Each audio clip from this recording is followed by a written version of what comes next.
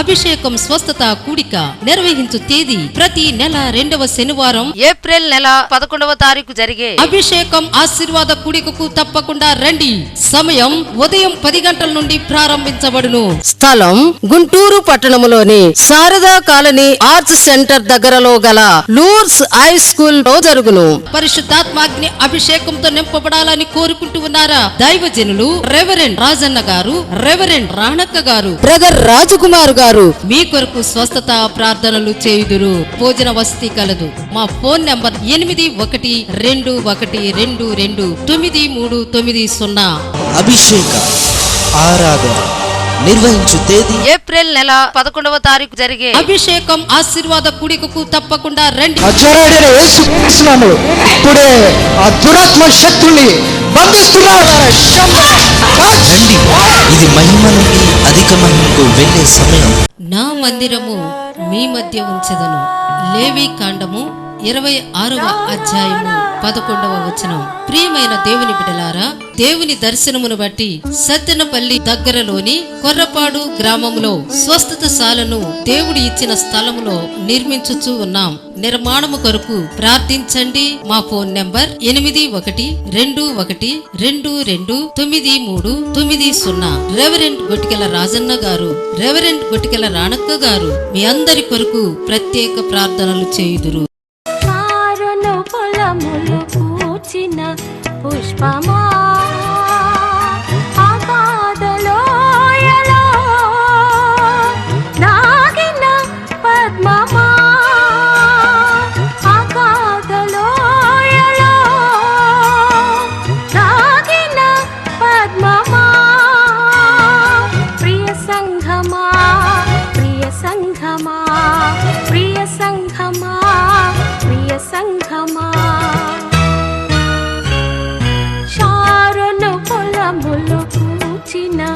పుష్పమా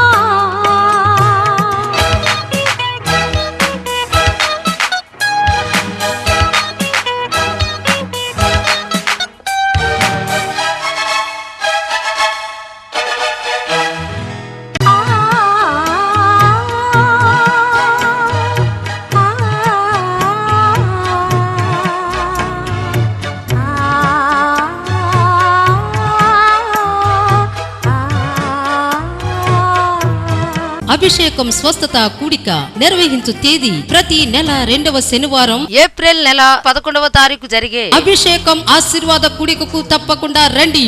సమయం ఉదయం 10 గంటల నుండి ప్రారంభించబడును. స్థలం గుంటూరు పట్టణములోని శారదా కాలనీ ఆర్ట్స్ సెంటర్ దగ్గరలో గల లూర్స్ హై స్కూల్ లో జరుగును. పరిశుద్ధాత్మాగ్ని అభిషేకంతో నింపబడాలని కోరుకుంటూ ఉన్నారా? దైవజనులు రెవరెండ్ రాజన్న గారు, రెవరెండ్ రాణక్క గారు, బ్రదర్ రాజకుమార్ గారు మీ కొరకు స్వస్థత ప్రార్థనలు చేయుదురు. భోజన వసతి కలదు. మా ఫోన్ నంబర్ 8121229390. అభిషేక ఆరాధన నిర్వహించు తేదీ ఏప్రిల్ నెల 11వ తారీఖు జరిగే అభిషేకం ఆశీర్వాద కూడికకు తప్పకుండా రండి. నజరేయుడైన యేసుక్రీస్తు నామములో ఇప్పుడే ఆ దురాత్మ శక్తుల్ని బంధిస్తున్నాను. రండి, ఇది మహిమ నుండి అధిక మహిమకు వెళ్ళే సమయం. నా మందిరము మీ మధ్య ఉంచెదను. లేవి కాండము 26వ అధ్యాయము 11వ వచనం. ప్రియమైన దేవుని బిడ్డలారా, దేవుని దర్శనమును బట్టి సత్తెనపల్లి దగ్గరలోని కొర్రపాడు గ్రామములో స్వస్థతశాలను దేవుడు ఇచ్చిన స్థలములో నిర్మించుచూ ఉన్నాం.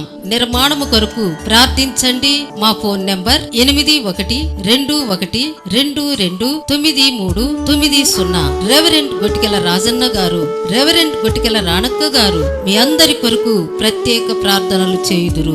మంచిదే, కానీ ఆశకు తగ్గట్టుగా మన ప్రార్థన ఉంటే ఆయన మనకు ప్రత్యక్షము అవుతాడు. స్తోత్రం, హల్లెలూయా. కనుక ఆ చెట్టు కింద ఆయన నిల్చుంటే వారు అతనితో, నీ భార్య అయిన శారా ఎక్కడున్నదని అడగగా అతడు, అదిగో గుడారంలో ఉంది అని చెప్పాను. అందుకు ఆయన, మీదటికి ఈ కాలమున నీ యొద్దకు నిశ్చయముగా మరలా వచ్చేదను. అప్పుడు నీ భార్య అయిన శారాకు ఒక కుమారుడు, స్తోత్రం, కలుగుతుంది అంతే అనగానే శారా గారు ఏం చేశారంటే పక్కున నవ్వారు. ఏమని? ఈ పిచ్చి అయినా మంచి అయినా నాకు అర్థం కాదు మా ఆయన అని అనుకుని ఉంటుంది బహుశా.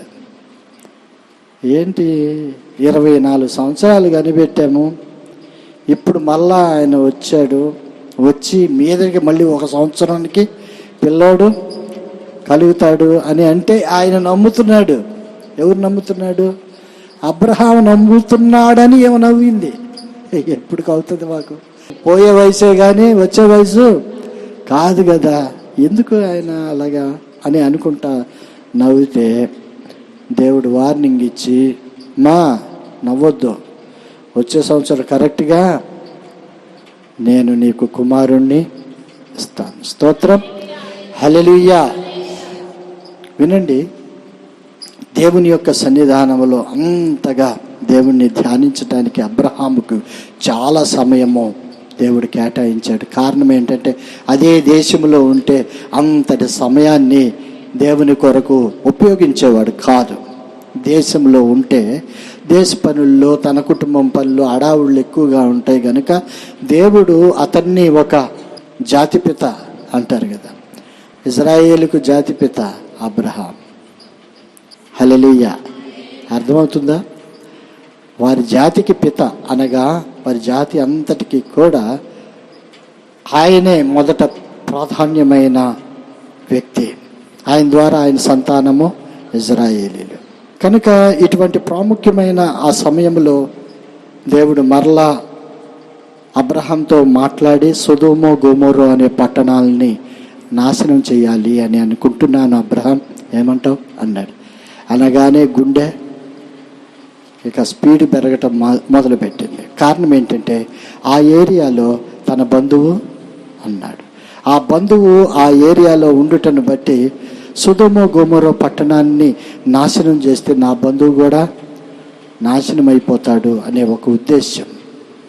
ఇప్పుడు దేవుణ్ణి రిక్వెస్ట్గా ప్రార్థన చేయటం మొదలుపెట్టాడు. మనం చదివిన వాక్యం అదే.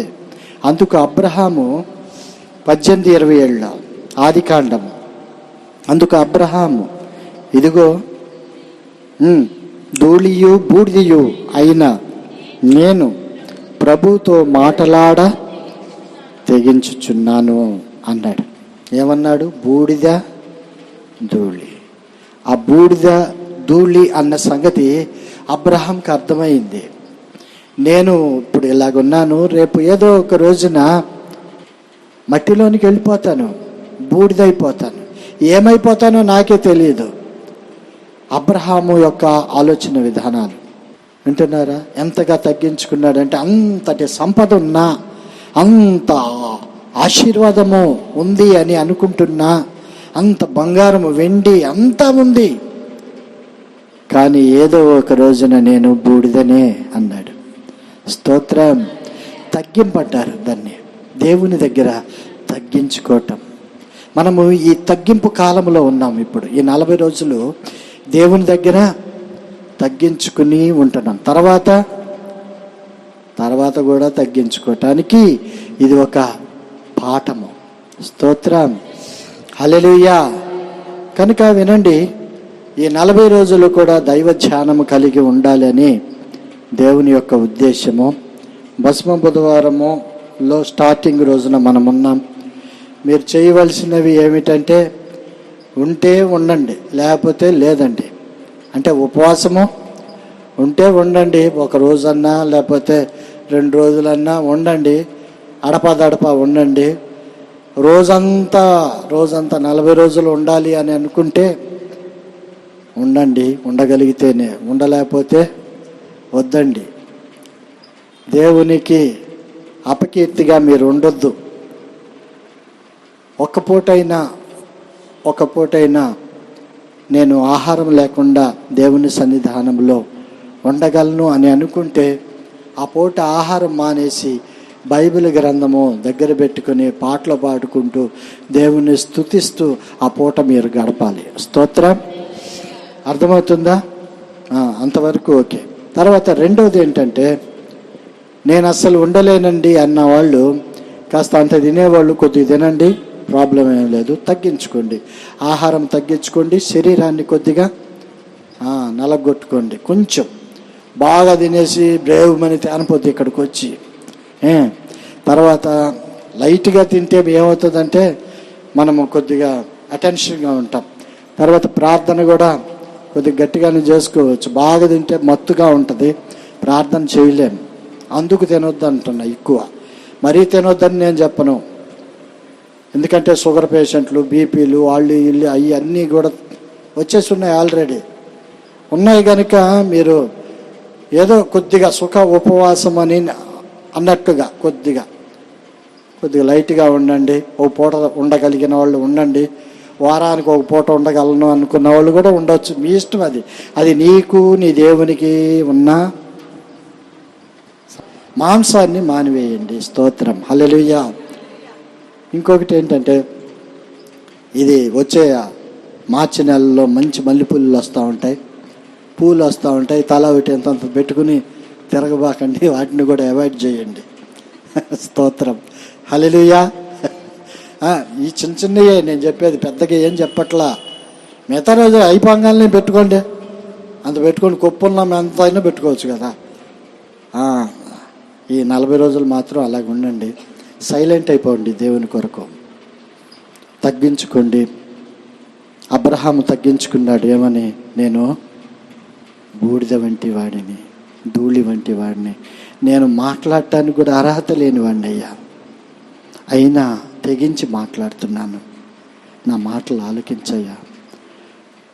మా బంధువు ఉన్నాడు అక్కడ, ఆయన పరిస్థితిని కొద్దిగా చూసుకోయ్యా, ఆయనకి ఏ ఆటంకం రాకుండా చూడయ్యా. కనీసం 50 మంది నీతిమంతులు ఉంటే ఆ పట్టణాన్ని కాపాడతారా అని అడిగా. 55 మంది 45 మంది ఉన్నా కాపాడుతాను అన్నాడు. ఆయనకి డౌట్ వచ్చింది, 45 అంటున్నారు, 45 మంది ఉంటారు ఆ నీతిమంతులు ఆ పట్టణంలో అని. మళ్ళీ అదొక ఆశ్చర్యకరమైన ప్రశ్నార్థకమైన మాట. వెంటనే మళ్ళీ, అయ్యా 30 అట్లా ఉంటే పర్లేదా, 20 ఉంటే పర్లేదా, తగ్గించుకుంటా వస్తున్నాడు. 10 మంది ఉంటే చాలా, పట్టణాన్ని కాపాడతారని. 10 మంది ఉన్నా కాపాడుతానన్నాడు. ఎవరు లేరు అక్కడ, లోతు కుటుంబం తప్ప. అర్థమవుతుందా? కనుక ఆ కుటుంబము బయటికి లాగివేయబడి రక్షింపబడ్డారు. సొదొమ గొమొర్రా అనే పట్టణము నాశనము అయిపోయింది. రేపటి దినాన ఇదే సంభవము జరగబోతుంది. ఆయనను ఎరిగిన నీతిమంతులైన వారు మాత్రమే రక్షించబడతారు, లోకమంతా గతించిపోతుంది. నీతిమంతులుగా ఉండటానికి మనల్ని మనము తగ్గించుకోవాలి. దేవుని సన్నిధిలో ఆయన లేకపోతే మనం ఎందుకు పనికిరాని వారిమి అనే అర్థం చేసుకోవాలి. మెయిన్ ఇప్పుడు ఈ స్థితిలో ఉన్నానంటే ఆయన కృపే. దావీదు కూడా అదే అంటాడు, ఇంతగా నన్ను దీవించటానికి నేను ఏ పాటి వాడిని అంటాడు. స్తోత్రం, హల్లెలూయా. ఆల్మోస్ట్ ఆల్ మీరు అందరూ కూడా దీవించబడుతూ ఉన్నారు, ఇంకా మంచి స్థితిలోనికి రాబోతూ ఉన్నారు. నిష్ట కలిగి దేవునికి కష్టము కాకుండా, ఏంది పొద్దుగుకులు అన్నట్లుగా అనుకోకుండా, ఇది నాకు దేవుడిచ్చిన ఈ సమయం అని అనుకోండి. ఈ సంవత్సరము దేవుడు మీకు ఏర్పాటు చేసిన ఈ 40 దినాలు ప్రత్యేక దినాలు, లెంట్ డేస్ అని అంటున్నాం. లెంట్ డేస్ అని మీరు అనుకున్నా, లేకపోతే ఏదైనా శ్రమలో అనుకున్నా, దేవుని గురించిన మాటలే మనం వింటాం. కనుక సిలువని గురించి మరి ముఖ్యంగా మనము ఆయన సిలువ విలువను మనము తెలుసుకుంటాం. ఈ 40 రోజుల్లో దేవునిలో ఉంటూ ప్రార్థనాపూర్వకంగా మనము బ్రతకాలని దేవుడు ఆశపడుతున్నాడు. యోబు కూడా ఆయన అంటాడు, యోబు 30:19, ఆయన నన్ను బురదలోనికి త్రోసెను, నేను ధూళియు బూడిదను అయినట్లు ఉన్నాను. యోబు శ్రమల్లో ఉన్నప్పుడు ఆయన మాట్లాడిన మాట అది. అబ్రహాము యోబు ఒకే రకంగా మాట్లాడటం మనం చూస్తాం. ఎందుకు అబ్రహాము యోబు నేను బూడిదని అని అన్నాడు అని అంటే ఆదికాండము 3:19 ఒక మాట వ్రాయబడి ఉంటుంది. ఆ మాట ఏంటంటే, నీవు నేలకు తిరుగు చేరు వరకు నీ ముఖపు చెమట కార్చి ఆహారము తిందువు, ఏలయనగా నేల నుండి నీవు తీయబడితివి, నీవు మన్నే గనుక తిరిగి మన్నైపోదువు. అది దేవుని యొక్క శాపము. ఎవరి మీద? ఆదాము మీద. కారణము, తినవద్దు అన్న ఫలాలు తిన్నారు గనుక, చెయ్యవద్దు అనే పనిని చేశారు గనుక, ఆజ్ఞను అతిక్రమించారు గనుక దేవుని యొక్క ఉగ్రత వారి మీదకు వచ్చింది.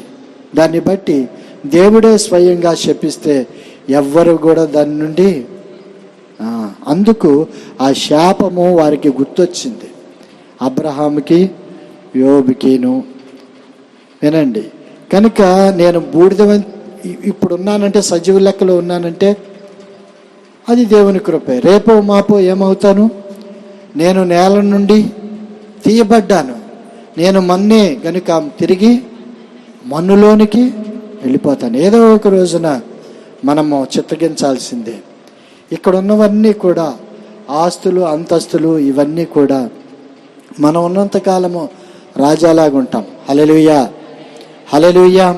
మంచి స్థితిలోనే దేవుడు మనల్ని నిలుపుతాడు, ఉన్నతమైన స్థానంలోనే మనల్ని ఉంచుతాడు. ఖచ్చితంగా మంచి ఆహారాన్ని మనల్ని భుజించేటట్లుగా మనం అనుకున్నవన్నీ కూడా ఆయన అనుగ్రహించే దేవుడు ఇక్కడ ఉన్నంతకాలం. తర్వాత ఏదో ఒక రోజున మనము తిరిగి మన్నులోనికి వెళ్ళాల్సిందే. కనుక అది జ్ఞాపకం చేసుకోవటానికి, అది జ్ఞాపకం వచ్చినప్పుడు ఏమవుతుందో తెలిసిన మన స్థితిగతులు మనం ఎరుగుతాం. స్తోత్రం, హల్లెలూయా. కనుక ఆ స్థితిగతులను ఎరగటానికి ఒక ప్రత్యేకమైన దినాలు కేటాయించబడాలి అని పూర్వీకులు ఈ 40 రోజులు పెట్టారు. మీకు బాగా తెలుసు, మోషే కూడా 40 దినాలు ఉపవాసం చేశాడు, ఒక ట్రిప్. అప్పుడు ధర్మశాస్త్రము అనుగ్రహింపబడింది. రెండవసారి కూడా మోషే ఉపవాసము 40 దినాలు చేశాడు. వింటున్నారా? ఆయన తిరిగి వచ్చేటప్పుడు, మొదటిసారి తిరిగి వచ్చేటప్పుడు ఆ రాతి ఫలకల్లో దేవుని యొక్క ఆజ్ఞలతో నింపబడిన ఆ రాతి ఫలకలు ఇలాగ పట్టుకుని దిగుతూ వస్తూ ఉన్నప్పుడు కింద ఇజ్రాయేలీలంతా కూడా పాపంతో ఉన్నారు. మోషేకి కోపం వచ్చింది, దేవునికి ఇంకా కోపం వచ్చింది. ఆ తెచ్చుతున్న ఆ పలకలు వారి మీదకి ఇసిరేసినట్లుగా, దేవుని యొక్క శాపము ఇజ్రాయెల్ మీదకి వచ్చినట్లుగా మనము అక్కడ లేఖన భాగాల్లో చూస్తాం. రెండోసారి మరలా వెళ్ళాడు. ఎందుకంటే మరలా దేవుని యొక్క ధర్మశాస్త్రాన్ని, ఆ ఫలకలను తీసుకురావటానికి. వినండి, మోషే 2 సార్లు 40 మోషే ఇంటికి వెళ్ళి కొద్దిగా నైట్ అంతా పండుకుని మరలా పొద్దున్నే కొద్దిగా టిఫిన్ చేసి మళ్ళీ కొండ మీదకి ఎక్కల. ఒకసారి ఎక్కాడు, ఇక దేవుని దర్శనంలోనే ఉండిపోయాడు. దేవుడు బోధిస్తూ ఉన్నాడు, మోషే వింటున్నాడు. దైవ వాక్కును మోషే తింటున్నాడు. స్తోత్రం, హల్లెలూయా. కనుక నీరసించలేదు, శక్తితో నింపబడ్డాడు. దేవునిలో ఉన్న లక్షణము అదే. దేవునితో మనముంటే నీరసము ఏమి రావు. దేవునితో లేకపోవటం వలన అన్నీ కూడా వస్తాయి. మరి ఇప్పుడు మనం ఏం చేద్దామంటే, 40 రోజులు మీరు ఇక్కడే మందిరంలో ఉండాలి అనుకున్న వాళ్ళు ఉండొచ్చు. మీకేమీ ఆహారము మీకు ప్రొవైడ్ చేయబడదు. కష్టం కనుక, మన పనుల్లో మనం ఉండాలి కనుక, ఏమండి, నైట్లన్నా చేద్దాం అనుకున్న వాళ్ళు నైట్లు చేయండి. లేదు పొద్దున్నే కొద్దిగా ఒక 4 ఇడ్లీలు తినేవాళ్ళు 2 ఇడ్లీలు తినండి. ఎందుకు చెబుతున్నానంటే, ఇవి ఉపవాసాలు. మొత్తానికి ఆ ఉపవాసం లైట్గా తీసుకుంటున్నప్పుడు మీకు గుర్తుకు వస్తుంది, నేను శ్రమల దినాల్లో ఉన్నాను, ఉపవాస దినాల్లో ఉన్నాను, దేవుని కొరకు నేను బ్రతుకుతూ ఉన్నాను, దేవుణ్ణి ప్రార్థించాలి, క్షణం కూడా వేస్ట్ చేయకుండా దేవునితో నేను అంటగట్టబడి ఉండాలి. స్తోత్రం, హల్లెలూయా. కనుక అటువంటి దివ్యమైన ఒక సందర్భాన్ని, దీన్ని మీరు చాలా జాగ్రత్తగా మీరు దీన్ని మీ యొక్క జీవితంలో అన్వయించుకోండి. ఎందుకంటే రోజులు గడుస్తున్న కొద్దీ ఎలాంటి పరిస్థితుల్లోనికి మనం వెళ్తామో తెలియదు. కనుక ఇప్పుడు ఇవ్వబడిన ఈ క్షణము మధురమైన క్షణం. ఇది దేవునితో గడిపే క్షణాలు ఇవి. ఈ క్షణాలను పొందలేక అనేక మంది చనిపోయి ఉన్నారు. మనము సజీవ లెక్కలో ఉన్నామంటే దేవుని కృపే. దేవుడు ఈ చిన్న వాక్యమును దీవించి ఆశీర్వదించును గాక. ఆమేన్, ఆమేన్, ఆమేన్, ఆమేన్. అభిషేకం స్వస్థత కూడిక నిర్వహించు తేదీ ప్రతి నెల 2వ శనివారం ఏప్రిల్ నెల 11వ తారీఖు జరిగే అభిషేకం ఆశీర్వాద కూడికకు తప్పకుండా రండి.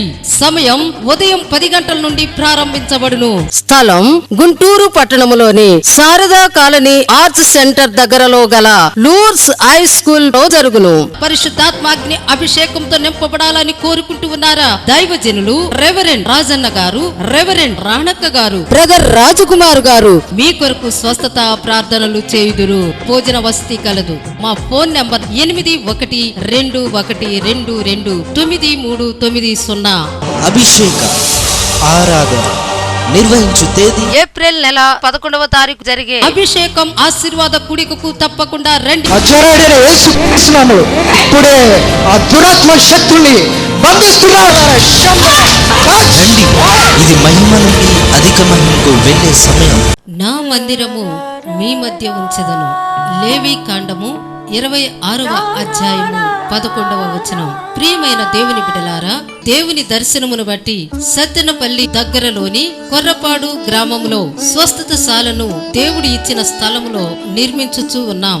నిర్మాణము కొరకు ప్రార్థించండి. మా ఫోన్ నంబర్ 8121229390. రెవరెండ్ గొట్టికెల రాజన్న గారు, రెవరెండ్ గొట్టికెల రాణక్క గారు మీ అందరి కొరకు ప్రత్యేక ప్రార్థనలు చేయుదురు.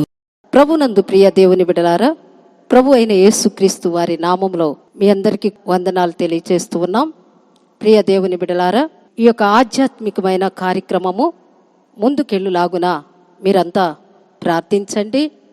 అలాగునే ఈ కార్యక్రమము ముందుకు వెళ్ళటానికి నశించు ఆత్మల భారము కలిగిన వారు ఒక్క టీవీ కార్యక్రమం కొరకు ఒక్క 500 రూపాయలు మీరు స్పాన్సర్ చేసినట్లయితే ఈ పరిచర్య ఇంకా ముందుకు వెళ్తూ ఉంది.